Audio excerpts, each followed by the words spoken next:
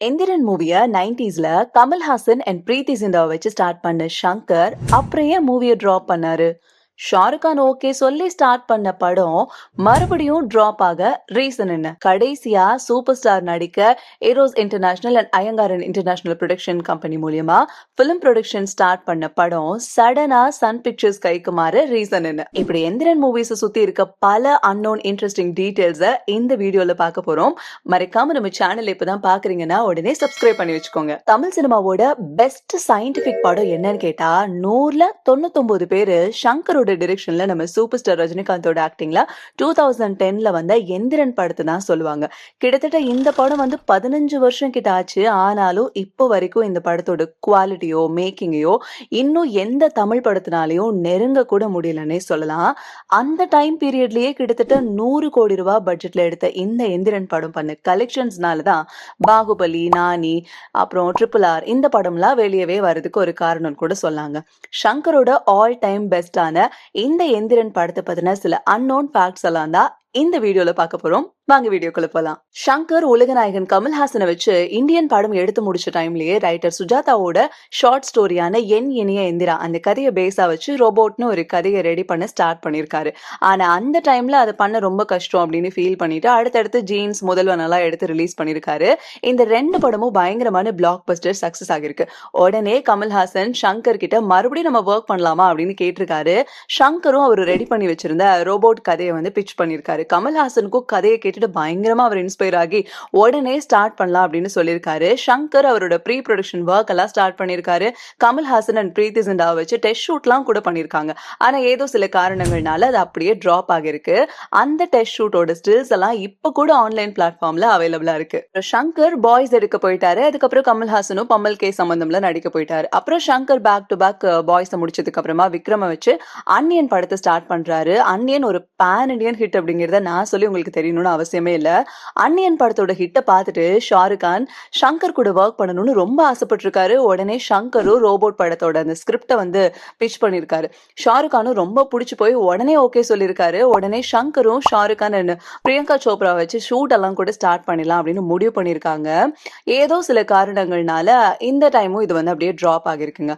கமல்ஹாசனும் ஷாருக் கானும் ஆரம்பத்துல எந்திரன் படத்துல நடிக்கிறதா இருந்து ஓரளவுக்கு எல்லாருக்குமே தெரிஞ்சிருக்கும். ஆனா நம்ம ஏகே கிட்டையும் எந்திரன் படத்தோட கதையை ஷங்கர் பிச் பண்ணிருக்காரு அப்படிங்கிறது உங்களுக்கு தெரியுமா? ஆமாங்க, பில்லா படம் பண்ணிட்டு இருந்தப்போ ஷங்கர் அஜித்குமார் கிட்ட எந்திரன் படத்தோட ஐடியாவை பிச் பண்ணிருக்காரு. ஆனா ஏதோ சில காரணங்கள்னால அதுவும் நடக்காமலே போயிருக்கு. இது அந்த டைம்ல இருந்த பல நியூஸ் பேப்பர்ஸ்ல ரூமராவும் வந்திருக்கு. அப்புறம் ஷங்கர் கிட்ட நம்ம தலைவர் ரஜினிகாந்த் ஏதாவது கதை இருந்தா சொல்லுங்க பண்ணலான்னு கேட்டிருக்காரு. ஷங்கரும் நம்ம சூப்பர் ஸ்டார் கிட்ட எந்திரன் படத்தோட கதையோட சேர்த்து 3 ஐடியாவை பிச் பண்ணிருக்காரு.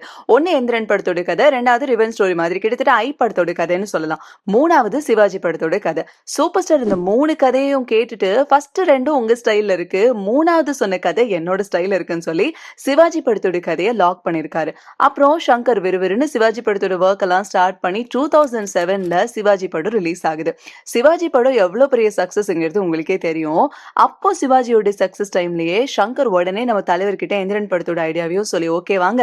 கிட்டத்தட்ட ஷங்கர் கதையை எழுதி முடிச்சு 11 வருஷம் கழிச்சு எந்திரன் கதை 2008ல மெட்டீரியலைஸ் ஆக ஸ்டார்ட் ஆகுது. அப்படியே விறுவிறுன்னு ப்ரீ ப்ரொடக்ஷன் ஒர்க் எல்லாம் ஸ்டார்ட் பண்ணி ரஜினிகாந்த் அண்ட் ஐஸ்வர்யா ராய லீடா வச்சு ஏரோஸ் இன்டர்நேஷனல் அண்ட் அயங்காரன் இன்டர்நேஷனல் 2 பெரிய ப்ரொடக்ஷன் ஹவுஸையும் சேர்ந்து ப்ரொடியூஸ் பண்ண ஷூட்டிங்கும் ஸ்டார்ட் ஆகுது. ஆரம்பத்துல எல்லாமே நல்லா தான் போயிட்டு இருக்கு. ஆனா ஏரோஸ் இன்டர்நேஷனலுக்கு அவங்க ஹிந்தியில அந்த டைம்ல ப்ரொடியூஸ் பண்ண படம் எல்லாம் தொடர்ந்து ஃபெயிலியர் ஆக உடனே இந்த எந்திரன் படத்துல இருந்து பேக் அடிக்கிறாங்க. அப்புறம் அயங்கரன் இன்டர்நேஷனலும் தனியா எங்களால இவ்வளோ பெரிய பட்ஜெட் அமௌண்ட்டை பண்ண முடியாது அப்படின்னு சொல்லி அவங்களும் பேக் அடிக்கிறாங்க. கிட்டத்தட்ட 15% ஆஃப் த ஷூட்டிங் முடிச்சு எந்திரன் அப்படியே தேங்கி போய் நிக்குது.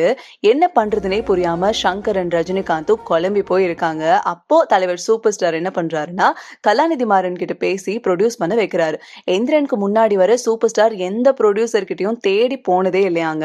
அவங்க தான் நம்ம சூப்பர் ஸ்டாரை தேடி வருவாங்களா. ஆனா ஷங்கரோட ட்ரீம் ப்ராஜெக்ட் ஆன இந்த எந்திரன் அப்படியே நின்னு போயிடக்கூடாது அப்படின்னு யோசிச்சு நம்ம தலைவர் ரஜினிகாந்த் கலாநிதி மாறன் கிட்ட அப்ரோச் பண்ணிருக்காரு.